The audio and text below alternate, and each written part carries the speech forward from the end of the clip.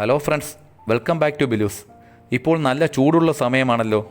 നമ്മൾ പുറത്തു പോയിട്ട് തിരികെ വരുമ്പോൾ നമുക്ക് നല്ല ദാഹം അനുഭവപ്പെടും.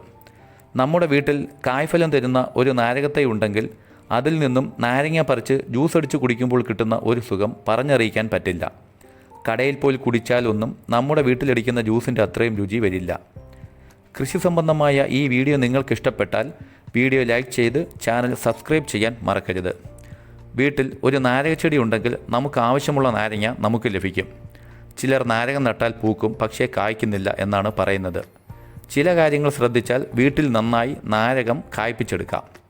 നല്ല സൂര്യപ്രകാശം ലഭിക്കുന്ന സ്ഥലം വേണം നാരകം നടുവാൻ വേണ്ടി തിരഞ്ഞെടുക്കേണ്ടത്. ഇപ്പോൾ നഴ്സറികളിൽ കായ്ച്ചു നിൽക്കുന്ന നാരകത്തൈകൾ വാങ്ങുവാൻ ലഭിക്കും. അവ വാങ്ങി നടുന്നതായിരിക്കും നല്ലത്. നാരകത്തിൽ തന്നെ ഒരുപാട് വെറൈറ്റി തൈകൾ ഇപ്പോൾ നഴ്സറികളിൽ ഗ്രാഫ്റ്റ് ചെയ്തു വരുന്നുണ്ട്. സീഡ്ലെസ് നാരകം നടുന്നതാണ് കുറച്ചുകൂടി നല്ലത്. അതിന് ചെറുനാരകത്തേക്കാൾ വലിപ്പവും നീരും കൂടുതലായിരിക്കും. അതുപോലെ എല്ലാ സീസണിലും നാരങ്ങ ലഭിക്കുകയും ചെയ്യുന്നു. നാരകത്തിന് എല്ലാ ദിവസവും നനച്ചു കൊടുക്കേണ്ട ആവശ്യമില്ല. വാട്ടർ സ്ട്രെസ് കൊടുക്കുമ്പോൾ പൂക്കാനും കായ്ക്കാനുമുള്ള ടെൻഡൻസി ഉണ്ടാകും.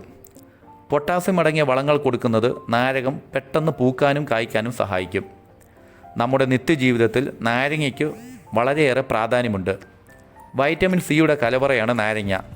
അതുകൊണ്ട് തന്നെ നാരങ്ങയ്ക്ക് ആരോഗ്യപരമായ ഒരുപാട് ഗുണങ്ങളുണ്ട്. അച്ചാറിടാനും സാലഡിനും ജ്യൂസ് അടിച്ച് കുടിക്കാനുമെല്ലാം നാരങ്ങ ഉപയോഗിക്കാറുണ്ട്. ഫിഷ് ഫ്രൈയിലും ചിക്കൻ ഫ്രൈയിലും നാരങ്ങ ഭംഗി കൂട്ടാനും രുചി വർദ്ധിപ്പിക്കാനും ഉപയോഗിക്കുന്നുണ്ട്. ചിലർ പറയും നാരകം നടുന്ന സ്ഥലം നശിച്ചു പോകുമെന്ന്. അങ്ങനെയാണെങ്കിൽ മാർക്കറ്റുകളിൽ എത്രമാത്രം നാരങ്ങയാണ് ദിവസവും വരുന്നത്? ആ സ്ഥലങ്ങളെല്ലാം നശിച്ചു പോകേണ്ടതല്ലേ? നാരകം നട്ടതുമൂലം വീട് നശിച്ചു പോകുന്നതിന് പകരം നാരകം നട്ടു വളർത്തി അതിൽ നിന്ന് വിളവെടുക്കുന്നവർക്ക് സാമ്പത്തിക നേട്ടമല്ലേ ലഭിക്കുന്നത്? പിന്നെ എങ്ങനെയാണ് നാരകം നട്ടാൽ വീട് നശിക്കും എന്ന് പറയുന്നത്?